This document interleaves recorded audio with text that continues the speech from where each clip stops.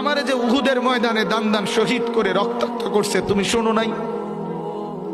আমি যে 14 দিন পেটে ক্ষুধার তাড়নায় পাথর বাঁধছিলাম উম্মত, তোমার মনে নাই? একবারও শুনো নাই আমার ক্ষুধার কষ্ট, আমার পিঠের ব্যথা, আমার দাঁতের ব্যথা, আমার কাঁধে 2টা কড়া ঢুকে গেছে উম্মত। আমার ঘরে 3 মাস আল্লাহর নবীর স্ত্রী আয়েশা বলছে, আল্লাহর কসম উম্মত, নবীর স্ত্রী বলছে এক ফোঁটা চুলায় আগুন জ্বলে নাই।